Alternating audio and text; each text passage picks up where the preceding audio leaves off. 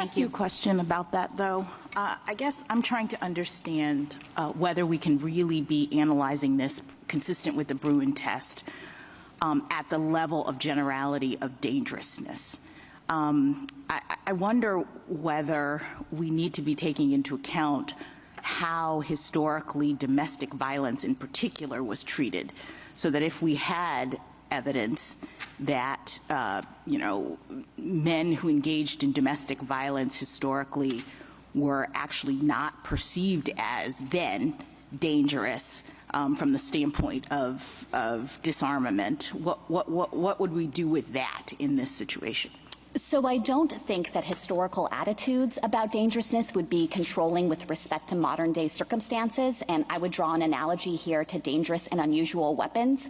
The court has recognized, for example, that handguns were not in common possession at the time of the founding and might have been considered unusual weapons then.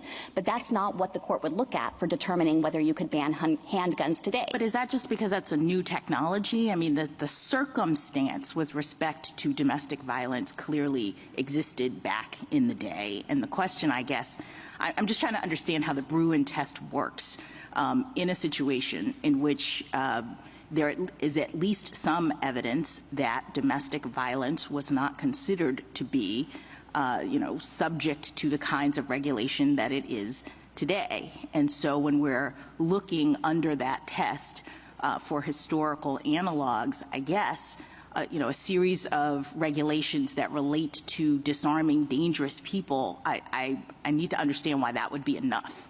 Well, so let me try to respond to the methodological point, and then I want to respond to the specific questions you've raised about how domestic violence was treated at the founding and today.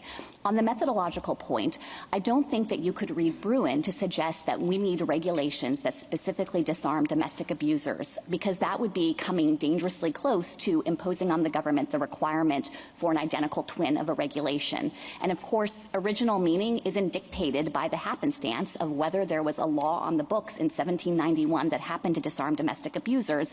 I think you have to come up a level of generality and use history and tradition to help identify and discern the enduring constitutional principles that define and delimit the scope of the Second Amendment right. What if we had a hypothetical in which we actually determined, based on the historical record, that domestic violence was not considered dangerousness back in the day? I mean, I just don't know what we do with that scenario. So I think in that scenario, you would recognize that it is consistent with the Second Amendment's original and enduring meaning that you can disarm dangerous people, and the conception of what regulations that permits today is not controlled by founding era applications of the principle. Then what's the point of going to the founding era? I mean, I thought it was doing some work, but if we're still applying modern sensibilities, I don't really understand the historical framing. The work that history and tradition are doing is helping to discern those principles in the first place. The idea, for example, that you can ban firearms in sensitive places.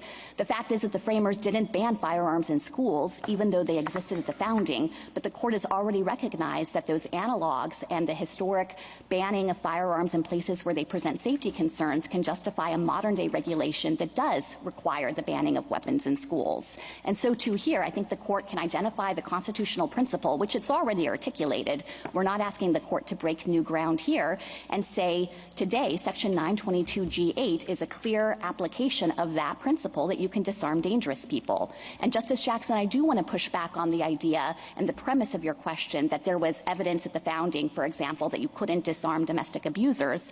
It's true that the founders didn't do that, but there's no evidence to suggest that they would have thought that that crossed a constitutional line. And the fact that domestic violence was subject to a very different legal and societal regime at the time and was not viewed as the kind of system that warrants systematic governmental interference, I think can't be held against us now that we're looking at how Congress is reacting to the profound threats that armed domestic violence presents.